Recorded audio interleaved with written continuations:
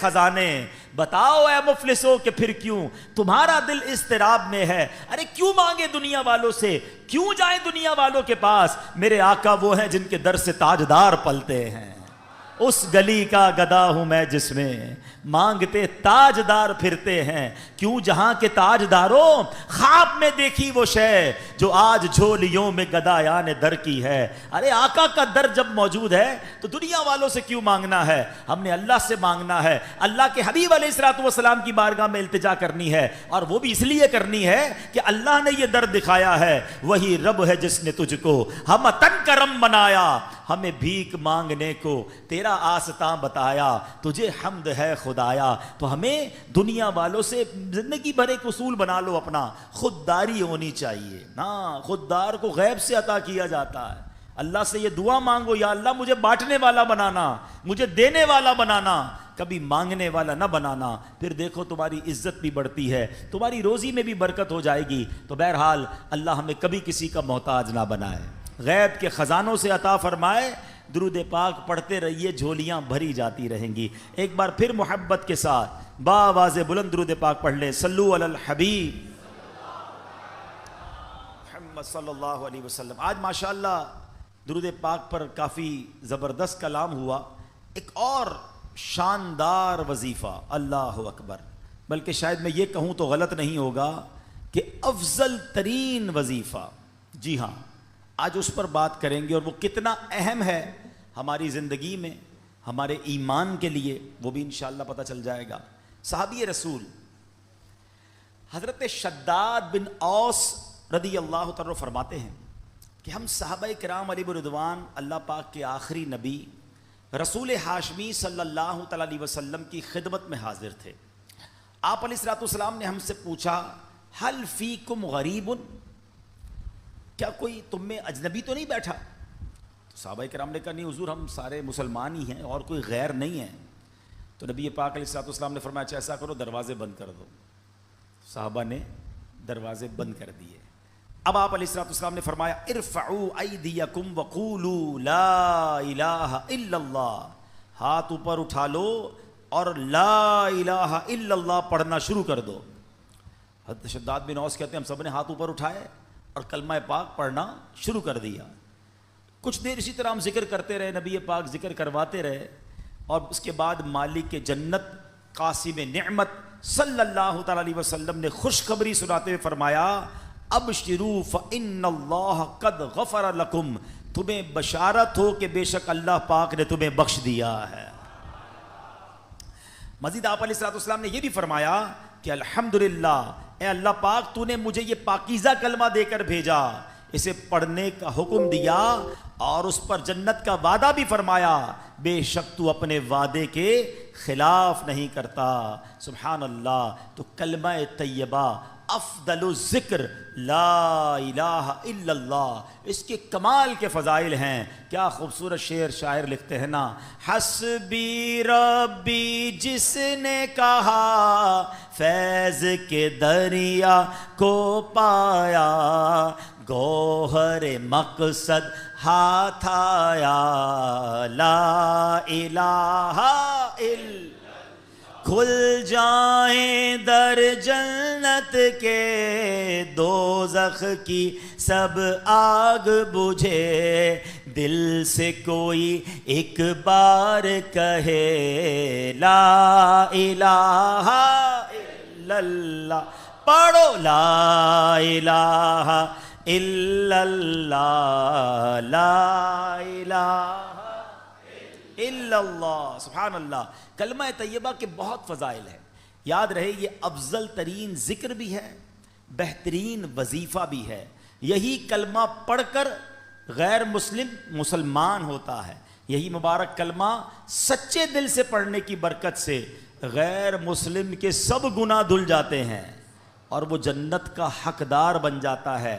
حلیت الاولیاء میں ہے, دو عالم کے مالک و مختار مکی مدنی سرکار صلی اللہ تعالیٰ علیہ وسلم نے فرمایا, اللہ پاک ارشاد فرماتا ہے بے شک میں ہی اللہ ہوں, میرے سوا کوئی عبادت کے لائق نہیں, بس اے لوگوں میری ہی عبادت کرو، تم میں سے جو کوئی میری بارگاہ میں سچے دل سے لا الہ الا اللہ کی گواہی کے ساتھ آئے گا وہ میری پناہ میں داخل ہوگا، اور جو میری پناہ میں داخل ہوا وہ میرے عذاب سے محفوظ ہو گیا۔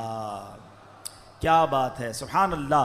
کلمہ طیبہ کے مختلف نام ہیں، یاد رکھیے گا، لا الہ الا اللہ محمد الرسول، مل کر پڑھ لیں، لا الہ الا اللہ محمد الرسول اللہ صلی اللہ تعالیٰ علیہ وسلم۔ اس کے بہت سارے نام ہیں۔ اس کا ایک نام کلمہ توحید بھی ہے، کلمہ اخلاص بھی ہے، اسے کلمہ احسان بھی کہتے ہیں، اسے کلمۃ التقوی بھی کہتے ہیں۔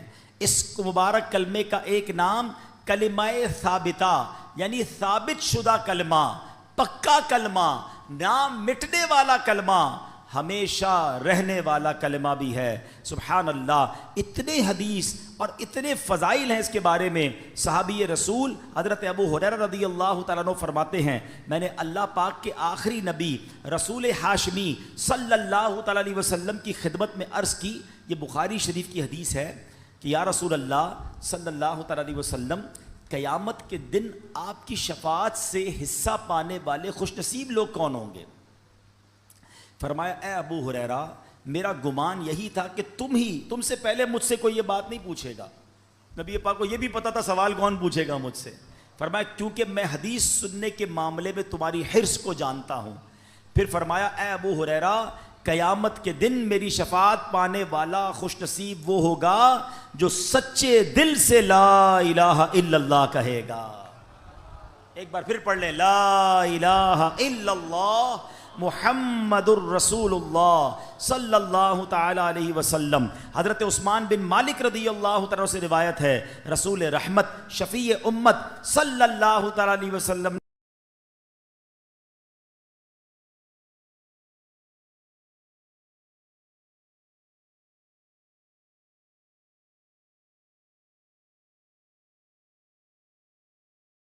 نے فرمایا، جو بندہ صرف اور صرف اللہ پاک کی رضا کی خاطر لا الہ الا اللہ کہے، بے شک اللہ پاک اس پر دوزخ حرام فرما دیتا ہے۔ ایک بار پھر پڑھ لیں، لا الہ الا اللہ محمد الرسول صلی اللہ تعلموا انہ لا الہ الا اللہ دخل الجنہ، یعنی جو اس حال میں مرا کہ وہ جانتا ہے اللہ پاک کے سوا کوئی عبادت کے لائق نہیں تو وہ جنت میں داخل ہوگا۔ ایک حدیث پاک میں ہے، پیارے آقا مکی مدنی مصطفیٰ صلی اللہ تعالی علیہ وسلم نے فرمایا، ثمن الجنتی لا الہ الا اللہ۔ بڑی پیاری حدیث ہے، اتنی مختصر ہے مگر کیا پیاری بات فرما دی۔ آپ کہیں جناب مجھے ڈیفنس میں بنگلہ چاہیے، آپ اگلا سوال ہوگا کتنے کا ہے، قیمت کیا ہے، پرائس کیا ہے، مجھے فلاں والا نیا موبائل چاہیے، ہاں مجھے بھی چاہیے، قیمت تو بتاؤ، اچھا جناب فلاں قسم کی گاڑی چاہیے مگر یہ تو بتاؤ کتنے کی ہے، جیب میں پیسے ہوں گے تو لوں گا نا۔ اب اگر آپ سے کوئی کہے کہ جنت کی قیمت کیا ہے، جنت کا ثمن کیا ہے، جنت کا داخلہ کیسے ملے گا، آئے ہائے، نبی پاک نے ایک لائن میں جنت کی قیمت بیان فرما دی۔ آقا فرماتے ثمن الجنہ لا الہ الا اللہ، آقا فرماتے جنت کی قیمت لا الہ الا اللہ۔ پھر پڑھ لو، لا الہ الا اللہ محمد الرسول اللہ صلی اللہ علیہ وسلم۔ ایک اور روایت میں ہے، رسول اکرم نور مجسم صلی اللہ تعالی علیہ وسلم نے فرمایا، مفاتیح الجنتی شہادت لا الہ الا اللہ، جنت کی چابیاں لا الہ الا اللہ کی گواہی دینا ہے۔ اللہ اکبر، سبحان اللہ، یہ ہے کلمہ طیبہ، یہ ہے سبحان اللہ کلمہ طیبہ کی برکتیں، سبحان اللہ۔ اب ایک عجیب سے واقعہ آپ کو سناتا ہوں، اور واقعہ ہے حضرت با یزید بستامی کا۔ آؤ مل کر تین بار پھر کلمہ طیبہ پڑھ لو، لا الہ الا اللہ محمد الرسول اللہ، لا الہ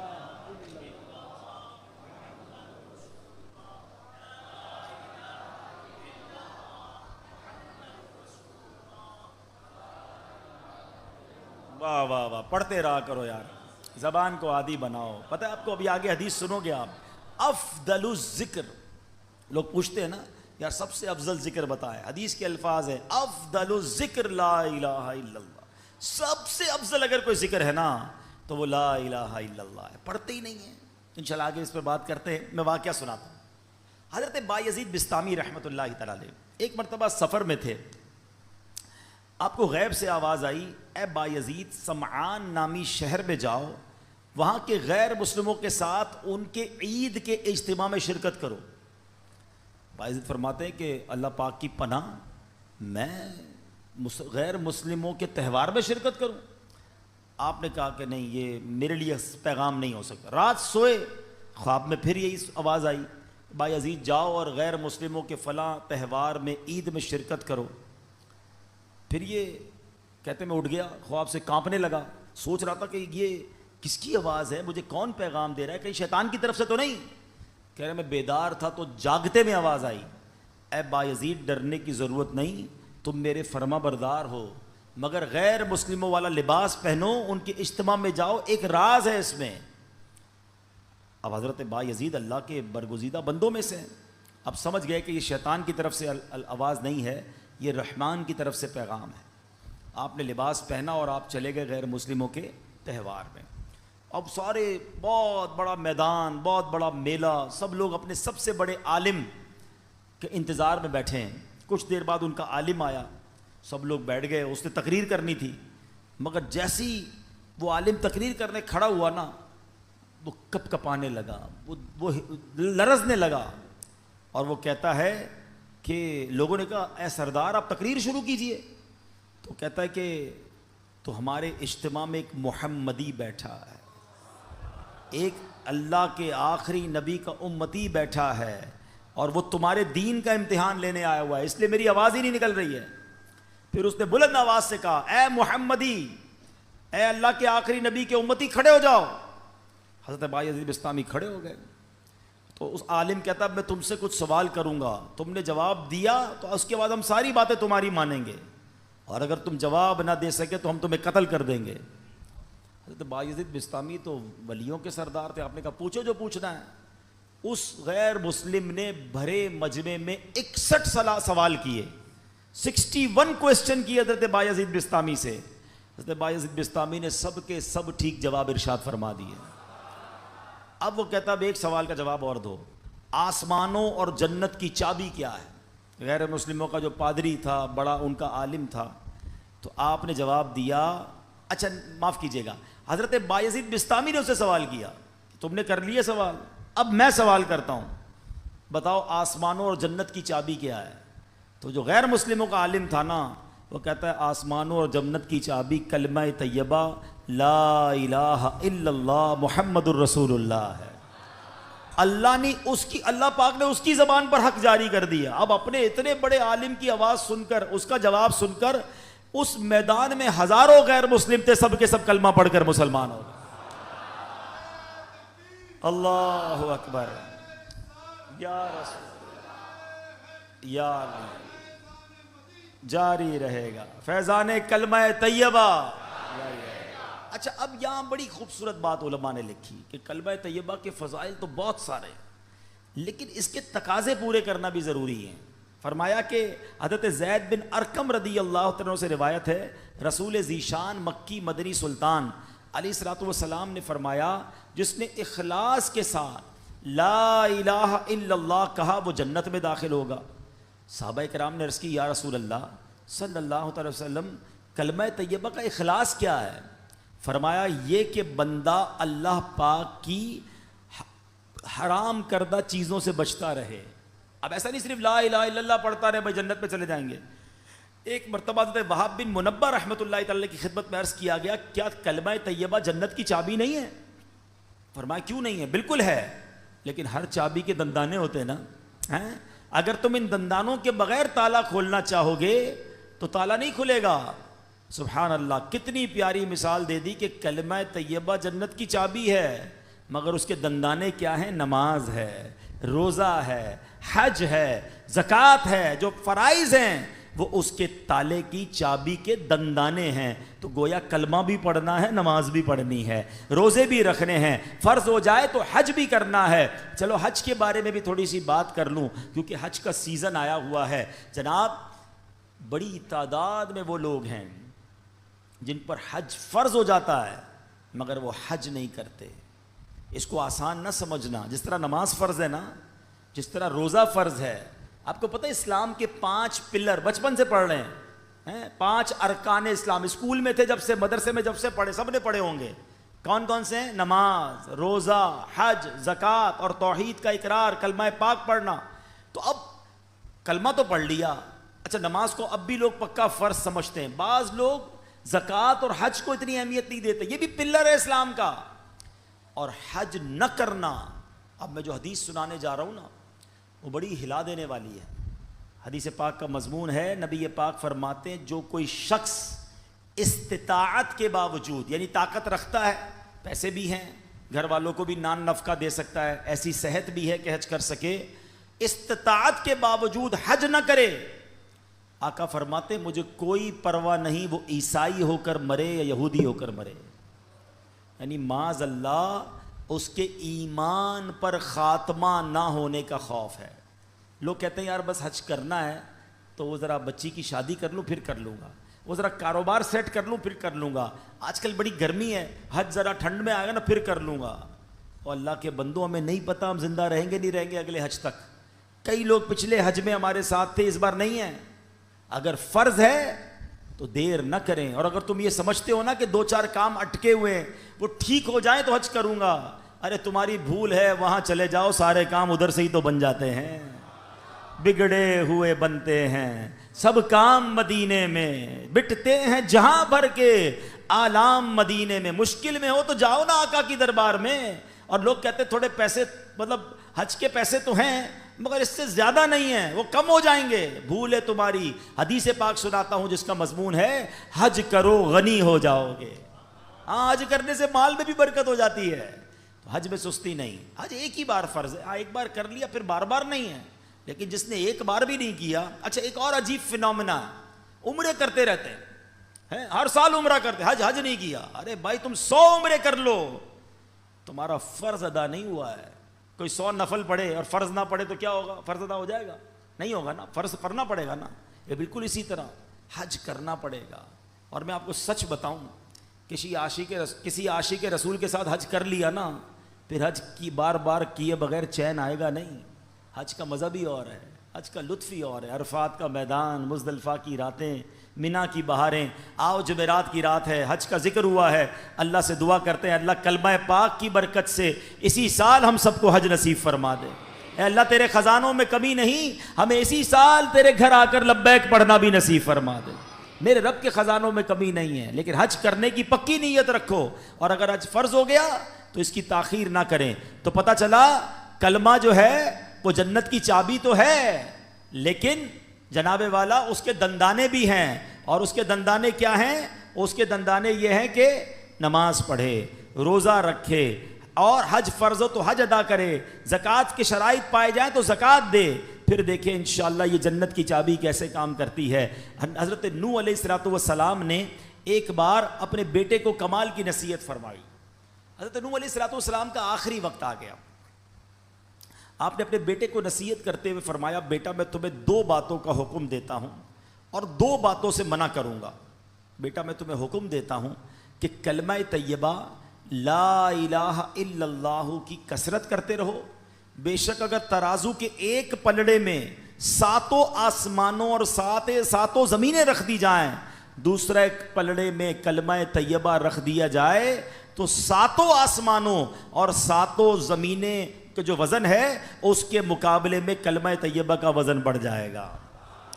دوسری نصیحت فرمائی, بیٹا سبحان اللہ و بحمدہ کی کثرت کیا کرو. بے شک یہ ہر چیز کی تسبیح ہے, اس کی برکت سے مخلوق کو روزی دی جاتی ہے. دوسرا وظیفہ کیا مل گیا؟ سبحان اللہ و بحمدہ, سبحان اللہ و بحمدہ, سبحان اللہ و بحمدہ. روزی میں کمال کا وظیفہ ہے. جس کی روزی میں پرابلم ہو روز صبح کم از کم 112 بار پڑھ لیا کرو. اب آئیے فرماتے بیٹا میں تمہیں مزید 2 نصیحتیں کرتا ہوں شرک اور تکبر سے بچتے رہنا. تو یہ دو باتیں پازیٹو جو کرنے والی ہیں, دو باتیں جن سے بچنا ہے, اس کو پکڑ لیجئے. کلمہ پاک اور سبحان اللہ و بحمدہ کا ذکر کرنا ہے, اور شرک اور تکبر سے بچنا ہے. یہ حضرت نوح علیہ الصلوۃ والسلام کی سبحان اللہ وصیت بھی ہے اور شاندار نصیحت بھی ہے. اور سبحان اللہ کلمہ پاک کی ایک اور فضیلت سنیں. حضرت عبداللہ ابن عباس فرماتے ہیں دن اور رات میں کل 24 گھنٹے ہیں, اور کلمہ طیبہ کے حروف بھی 24 ہی ہیں. جو ایک بار کلمہ طیبہ پڑھتا ہے اس کا ہر حرف 1 گھنٹے کے گناہوں کا کفارہ بن جاتا ہے. بس جب بندہ ہر روز 1 مرتبہ کلمہ طیبہ پڑھے اس پر کوئی گناہ باقی نہیں رہتا. اب سوچو جو دن میں کئی بار کلمہ پاک پڑھتا ہے اس پر کتنا اجر و ثواب ملتا ہوگا.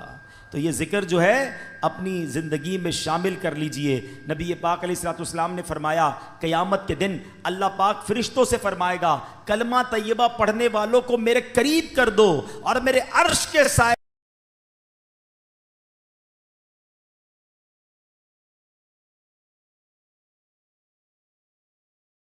میں جگا دو, بے شک میں ان سے محبت کرتا ہوں. اللہ کا محبوب بننا ہے تو کلمہ پاک کا ورد کیجئے. اللہ اکبر. میں نے ایک شروع میں بات کہی تھی کہ افضل الذکر کیا ہے, اب حدیث سن لو. احمد مجتبیٰ رسول خدا صلی اللہ تعالی علیہ وسلم نے فرمایا افضل الذکر لا الہ الا اللہ و افضل الدعاء الحمدللہ. آقا فرماتے ہیں افضل ذکر ہے لا الہ الا اللہ اور افضل دعا ہے الحمدللہ. تو سبحان اللہ کلمہ شکر بھی ادا کرنا ہے. بہرحال میرے پیارے اسلامی بھائیوں, اب ایک اور اہم بات سبحان اللہ کہ ہمیں جب آخری وقت کسی کا آ جائے نا, کسی مردے کا, کسی شخص کا آخری وقت انتقال کا وقت قریب آ جائے, تو اس وقت اس کے پاس جا کر کلمہ پاک کی تلقین کرنی چاہیے, کلمہ سکھانا چاہیے. نبی پاک کا فرمان لقنوا موتاکم لا الہ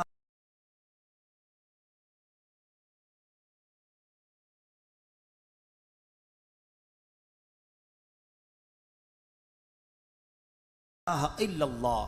اپنے مردوں کو لا الہ الا اللہ کی تلقین کرو, یعنی جو مرنے کے قریب ہو اسے کلمہ سکھاؤ اس طرح کہ اس کے پاس بلند آواز سے کلمہ پڑھو. اب اس کا طریقہ بھی سمجھ لیں. بعض اوقات پتہ ہے کیا غلطی کرتے ہیں, کسی کا آخری وقت ہو اس کے پاس جا کر کہتے ہیں کلمہ پڑھو, لا الہ الا اللہ پڑھو, لا الہ الا اللہ محمد رسول اللہ پڑھو. یہ نہیں کرنا چاہیے. یہ بڑی اہم بات بتانے جا رہا ہوں. جو سکرات کا وقت ہوتا ہے بڑی مشکل ہو رہی ہو, اس کا خاتمہ برا ہو جائے, ہمیں کرنا پتہ ہے کیا. میں یہ نہیں کہتا کہ جو یہ کہہ دے میں نہیں پڑھتا اس کا خاتمہ برا ہوا, لیکن آپ کے دل میں تو بات رہ جائے گی نا, یار اس نے منع کر دیا تھا کلمہ پڑھنے سے. تو یہ بات نہ کریں, بلکہ طریقہ صدر الشریعہ مفتی امجد علی اعظمی نے بہار شریعت میں لکھا نزا کی حالت میں جب تک روح گلے کو نہ آئی ہو مرنے والے کو تلقین کریں. کس طرح کریں؟ اس کے پاس جائیں اور بلند آواز سے خود کلمہ پڑھنا شروع کر دیں. اشہد ان لا الہ الا اللہ واشہد ان محمد رسول اللہ پڑھتے رہیں. اب اس کو کہنے کا حکم نہ دیں, آپ پڑھتے رہیں تاکہ وہ سنے اور اس کو یاد آ جائے. اور جب اس بندے نے کلمہ پڑھ لیا نا, آپ چپ ہو جائیں, اب کوئی اور بات نہ کریں. اس کا آخری جملہ نکل چکا نا کلمہ, اب آپ خاموش ہو جائیں. ہاں اگر کلمہ پڑھنے کے بعد اس نے پھر کوئی بات کرنی, اب دوبارہ آپ بلند آواز سے کلمہ پڑھنا شروع کر دیں. کوشش کریں کہ اس کا آخری کلام جو ہے وہ لا الہ الا اللہ محمد الرسول اللہ صلی اللہ تعالی علیہ وسلم ہو جائے. اللہ مجھے اور آپ کو مرتے وقت بھی کلمہ نصیب فرمائے. کس کس کی تمنا ہے مرتے وقت کلمہ پڑھنا ہے؟ سبحان اللہ. آج کل پڑھتے ہو؟ مرتے وقت سب کو پڑھنا ہے. روزانہ کتنی بار پڑھتے ہو؟ آج کا بیان نکال دیں, آج کے بیان میں تو ماشاءاللہ کئی بار ہم نے پڑھ لیا. آپ چوٹ کرنے کے لیے کہہ رہا ہوں, پچھلے ایک ہفتے میں کتنی بار کلمہ پڑھا ہے؟ اپنے آپ کو جواب دینا, مجھے جواب مت دینا. تمنا کیا ہے کہ مرتے وقت کلمہ پڑھوں, آخری زبان پر کلمہ پاک ہو. زندگی میں نہیں پڑھنا ہے. کتنی فضیلتیں سن لی, افضل الذکر کہا گیا اس کو. اور ایک بات یاد رکھنا, مرتے وقت تو ویسے ہی پڑھنا مشکل ہوگا, ہاں زبان بھاری ہو جائے گی. آپ نے دیکھا بخار میں الفاظ نہیں نکلتے, سر میں درد ہو تو بات کرنے کو جی نہیں چاہتا, پیٹ میں درد ہو زیادہ بندے کی منہ سے بات ہی نہیں نکلتی ہے. ارے یہ پیٹ کا درد, سر کا درد, بخار کچھ نہیں ہے. اللہ عافیت رکھے. کتابوں میں لکھا موت کا ایک جھٹکا تلوار کے 1000 وار سے زیادہ سخت ہے. کیسے پڑھو گے کلمہ جب پوری زندگی نہیں پڑھتے تھے؟ یہ سوچنے والی بات ہے. ایک بزرگ کی بات مجھے ایسی دل پہ لگی ہے, یقین کریں. کیا جملہ کہہ گئے, کہتے ہیں اپنی زبان کو کلمے کا عادی بناؤ تاکہ جس دن زبان بھاری ہو جائے اس دن تمہاری زبان سے کلمہ ادا ہو جائے. عادت ہوگی تو نکلے گا نا, عادت ہی نہیں ہے کلمہ پڑھنے کی, کئی کئی دن گزر جاتے ہیں. ارے ہونا کیا چاہیے کہ میں صبح ایک تسبیح کلمہ پاک کی پڑھوں, شام ایک تسبیح کلمہ پاک کی پڑھوں, جب موقع ملے زبان سے لا الہ الا اللہ محمد الرسول اللہ نکلتا رہے. پڑھتے ہی نہیں ہیں. اچھا اس کو میں ایک اور طریقے سے سمجھاتا ہوں. یہ جو گندی محفلیں, بری محفلیں, برے دوستوں کے ساتھ بیٹھتے نہ بیٹھا کرو. ہیں گانے سننا, فلمیں دیکھنا, غیبتیں کرنا, گالیاں دینا. پہلے ایک بات یاد رکھیں, یہ جو ہمارا دماغ ہے نا, کمپیوٹر کا سی پی یو پتہ ہے آپ, اس میں کیا ہوتا ہے, ڈیٹا ہوتا ہے, آپ سرچ کریں وہ نکال کے دے دیتا ہے. یہ دماغ اللہ پاک نے ایسا کمپیوٹر دیا ہے ہمیں, ایسا سی پی یو دیا ہے جس کو ڈیلیٹ کرنے کی بھی حاجت نہیں ہے. دنیا کے موبائل بھر جاتے ہیں, بھائی تھوڑی سی ویڈیو ڈال دو, کمپیوٹر میں جگہ ختم ہو جاتی ہے. 50 سال کا ہو گیا ہوں میں, میرے بچپن کی ویڈیو بھی دماغ میں موجود ہے. سب کے ساتھ ایسا ہے نا.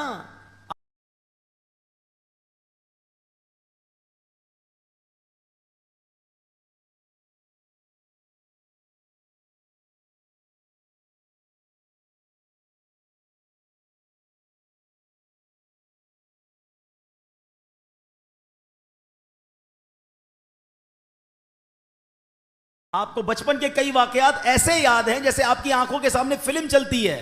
یہ کدھر سیو ہے, ادھر سیو ہے. جس کا نام لیتا ہوں اس کی تصویر آ جاتی ہے دماغ میں. کیسے آتی ہے؟ یہ سب کی تصویریں سیو ہیں. دنیا بھر کے ممالک دیکھے, وہ دماغ میں سیو ہیں. سب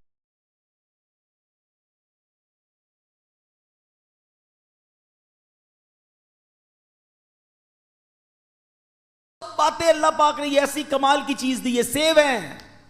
لیکن اگر گندی باتیں بھی سیو ہیں نا تو پھر یہ خیالات میں بھی آتی ہیں. نماز میں برے خیالات لوگوں کو آتے ہیں کیونکہ فلمیں دیکھ کے نماز پڑھنے آتے ہیں نا.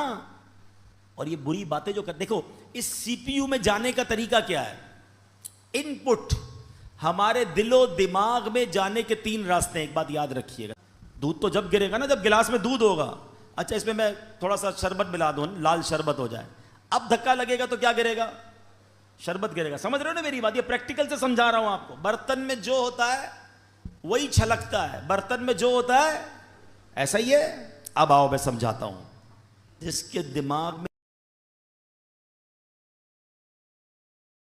میں بری باتیں ہیں نا, گندی باتیں ہیں, بری محفلوں میں بیٹھا ہے, غلط دیکھ رہا ہے, غلط سن رہا ہے, غلط بول رہا ہے, جب دھکا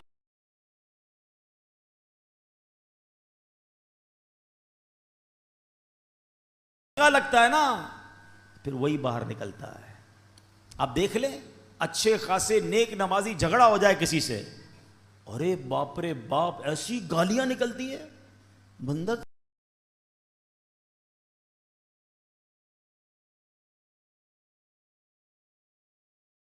اس کو کیا ہو گیا یار, پتا چلتا ہے کہیں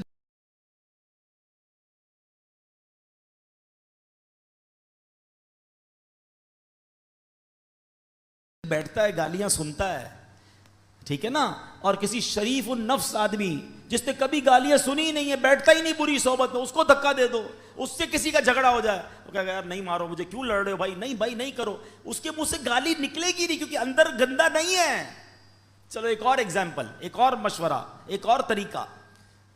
چلے موٹر سائیکل گاڑیاں تو کم, لا الہ الا اللہ, یا رسول اللہ, یا غوث پاک, سمجھ لو اندر صحیح بھرا ہوا ہے. سمجھ رہے ہو؟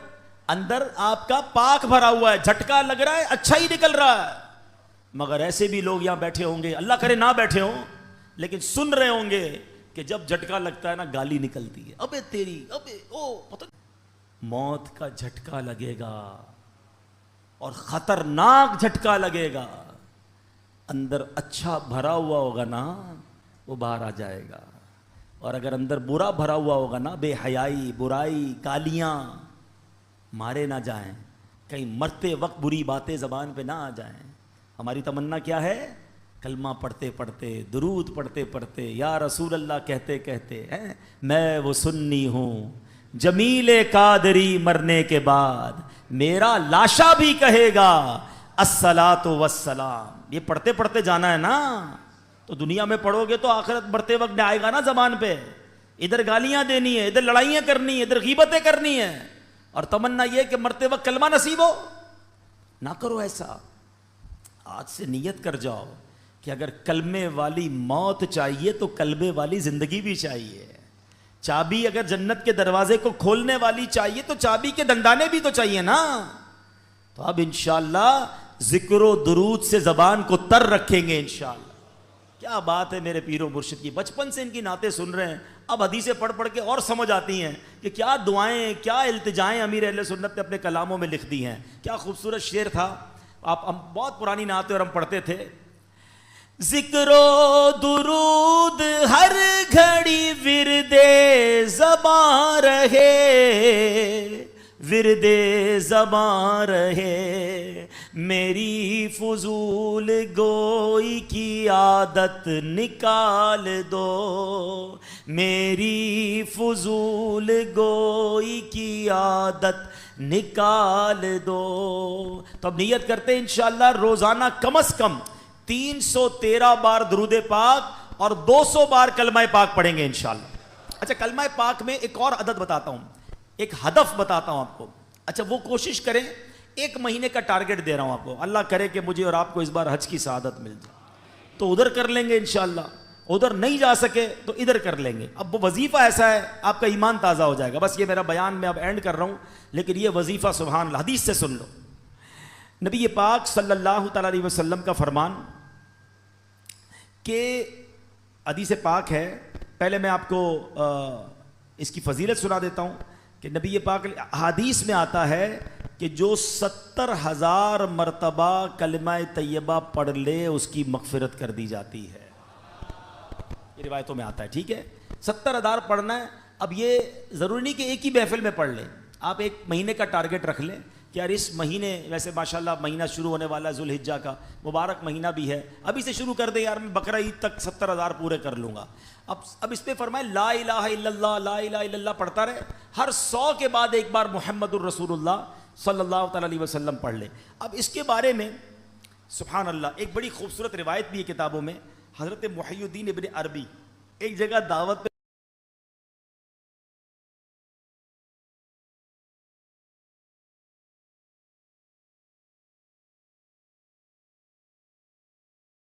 پہ تشریف لے گئے تو ایک لڑکا جو ہے اس کے بارے میں مشہور تھا کہ یہ صاحب کشف ہے, اس کو بہت ساری باتیں کشف سے معلوم ہو جاتی ہیں. آپ نے سنا تھا. تو وہ بچہ جو ہے وہ آپ کے پاس کھانا کھا رہا تھا, اچانک رونے لگا. تو آپ نے کہا کیوں رو رہے ہو؟ کہا میں نے اپنی ماں ہوا تھا. آپ نے دل ہی دل میں وہ کلمہ پاک اس کی مرحومہ والدہ کو ایصال ثواب کر دیا کہ میں اس کو ایصال کرتا ہوں. وہ لڑکا مسکرانے لگا. آپ نے اس کو بتایا نہیں.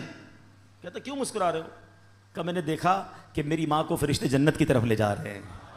شیخ ابن عربی نے کہا کہ میں نے اس کے کشف سے حدیث پہچان لی اور حدیث کی برکت سے اس کے کشف کو پہچان لیا کہ یہ واقعی غیب کی باتیں دیکھ لیتا ہے, اور حدیث کتنی صحیح ہے یہ بھی مجھے اس واقعے سے پتہ چل گیا.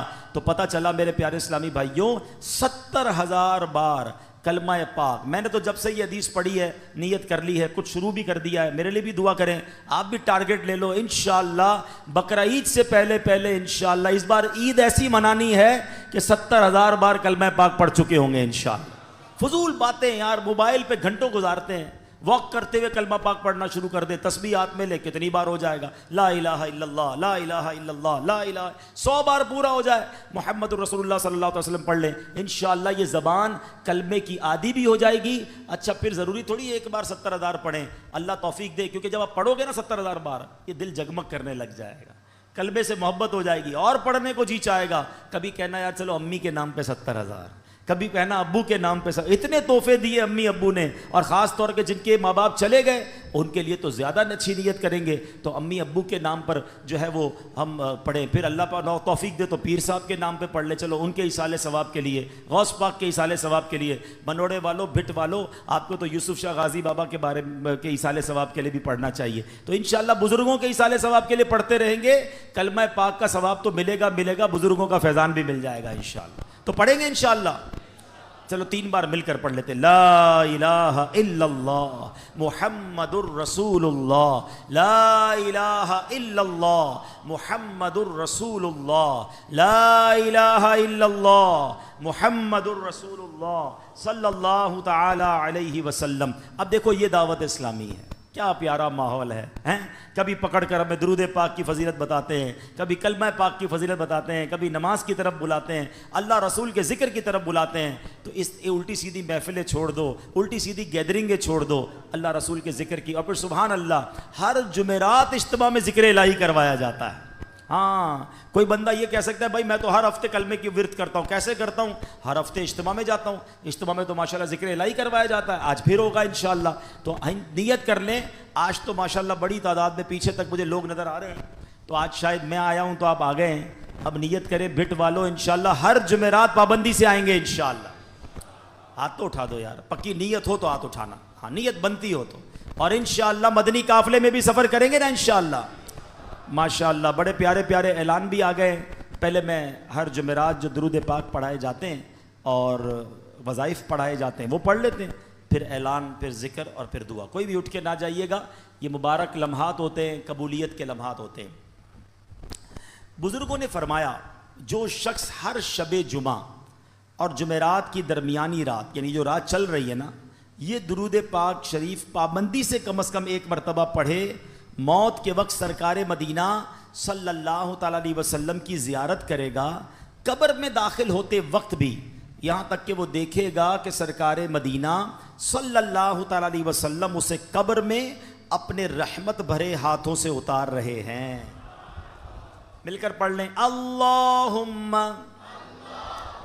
صلی وسلم وبارک علی سیدنا محمد النبی الامی الحبیب العالی القدر العظیم الجاہ وعلی آلہ وصحبہ وسلم. حضرت انس رضی اللہ تعالیٰ عنہ سے روایت ہے کہ تاجدار مدینہ صلی اللہ تعالیٰ علیہ وسلم نے فرمایا جو شخص یہ درود پاک پڑھے, اگر کھڑا تھا تو بیٹھنے سے پہلے اور بیٹھا تھا تو کھڑے ہونے سے پہلے اس کے گناہ معاف کر دیے جائیں گے. مل کر پڑھ لے. اللہم صلی علی سیدنا و مولانا محمد وعلی آلہ وسلم. جو یہ درود پاک پڑھتا ہے اس پر رحمت کے 70 دروازے کھول دیے جاتے ہیں. مل کر پڑھ لیں. صلی اللہ علی محمد. علامہ احمد ساوی رحمۃ اللہ تعالی علیہ بعض بزرگوں سے نقل کرتے ہیں اس درود شریف کو ایک بار پڑھنے سے 6 لاکھ درود شریف پڑھنے کا ثواب حاصل ہوتا ہے. اللہم صلی علی سیدنا محمد عدد ما فی علم اللہ